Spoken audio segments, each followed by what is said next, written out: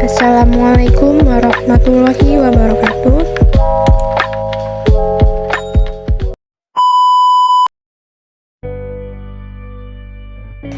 Di sini saya akan menyampaikan materi dengan judul Kondisi Geografis Indonesia. Sebelumnya, perkenalkan, saya Isarun Ulfa, NPM 20010700013. Pada pokok bahasan yang akan dibahas antara lain letak Indonesia, bentang alam Indonesia, iklim Indonesia, dan sumber daya alam Indonesia. Materi pertama yaitu letak Indonesia.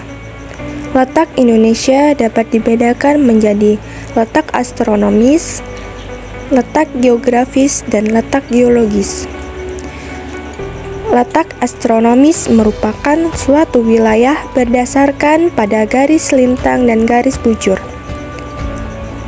Sedangkan garis lintang adalah garis hayal pada peta atau globe yang sejajar dengan garis khatulistiwa. Dan garis bujur adalah garis hayal pada peta atau globe yang menghubungkan kutub utara dan kutub selatan. Berdasarkan koordinatnya, letak Indonesia secara astronomis berada pada 6 derajat lintang utara sampai 11 derajat lintang selatan dan 95 derajat bujur timur sampai 141 derajat bujur timur. Berdasarkan garis lintangnya, Indonesia berada di wilayah dengan iklim tropis yang memiliki ciri-ciri yaitu curah hujan tinggi, terdapat hutan hujan tropis yang luas, sinar matahari sepanjang tahun, dan kelembaban udara yang tinggi. Letak bujur menyebabkan Indonesia memiliki 3 daerah waktu, yaitu pertama waktu Indonesia bagian barat,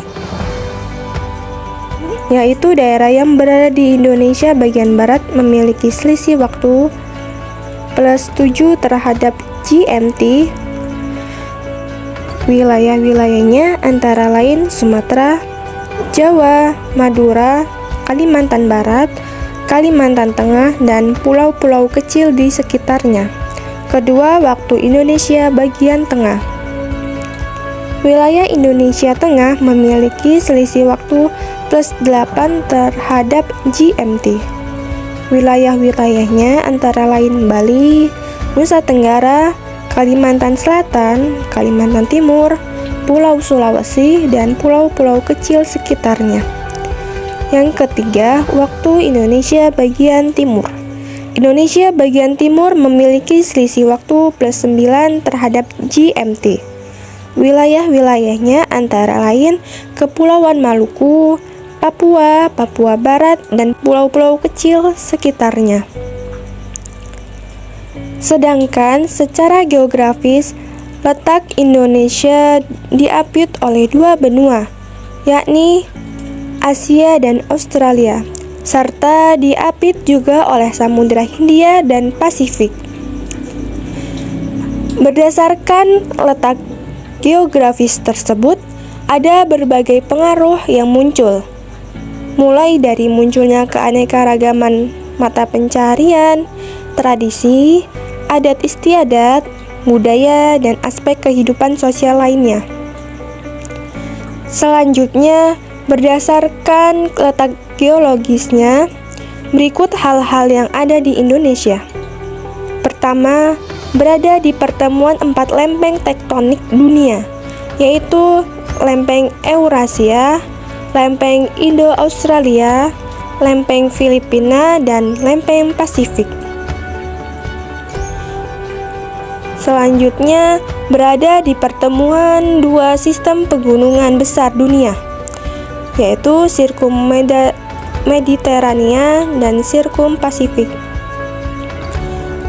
Selanjutnya, dibatasi oleh 2 cekungan besar dunia, yaitu cekungan Samudra Pasifik dan Samudra Hindia. Lalu, berada pada 2 sifat batuan tektonik dunia yang berasal dari lempeng Eurasia, yang umumnya bersifat asam, dan lempeng Indo-Australia yang umumnya bersifat basah.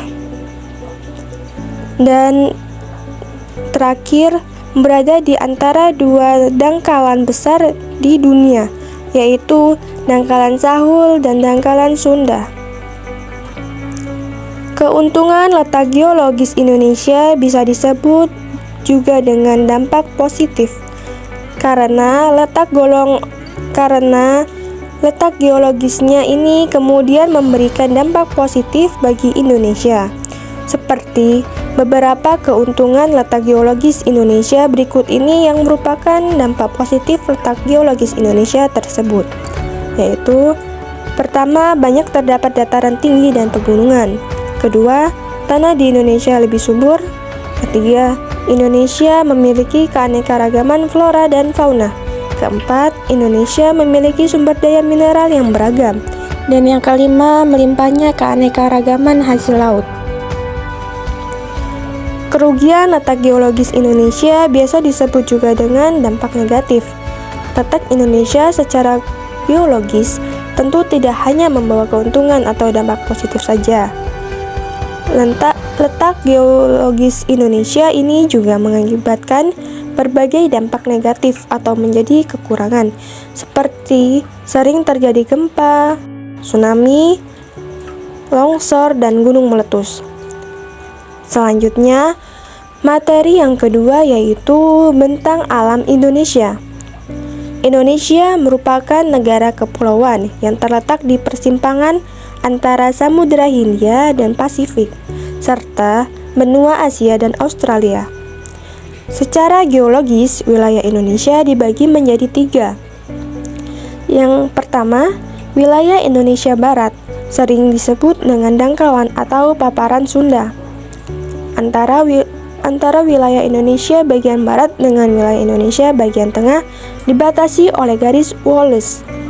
Kedua, wilayah Indonesia bagian tengah merupakan wilayah peralihan antara wilayah Indonesia bagian barat dengan timur. Dan yang ketiga, wilayah Indonesia bagian timur terdiri atas Kepulauan Maluku dan pulau-pulau. Wilayah ini disebut juga dangkalan Sahul. Antara Indonesia bagian tengah dan Indonesia bagian timur dibatasi oleh garis Weber. Wilayah ini dilalui oleh pegunungan yang merupakan rangkaian dari Sirkum Pasifik. Selanjutnya, pembahasan iklim Indonesia. Indonesia memiliki iklim tropis basah yang dipengaruhi oleh angin monsun, sehingga memiliki dua musim berbeda, yaitu musim kemarau dan musim penghujan. Rata-rata curah hujan tahunan sangat beragam, mulai kurang dari 1000 mm per tahun di kawasan semi-arid tropik, 1780 sampai 3175 mm per tahun di dataran rendah, hingga 6100 mm per tahun di kawasan pegunungan. Kelembaban udara umumnya sangat tinggi, dengan nilai kelembaban relatif umumnya di atas 80%. Dan terakhir, pembahasan tentang sumber daya alam Indonesia.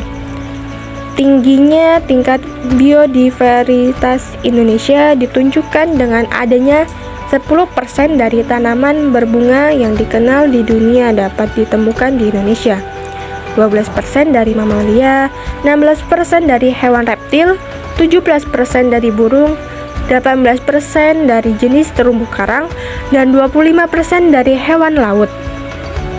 Di bidang agrikultur, Indonesia juga terkenal atas kekayaan tanaman perkebunannya, seperti biji coklat, karet, kelapa sawit, cengkeh, dan kayu yang banyak di antaranya menempati urutan atas dari segi produksinya di dunia.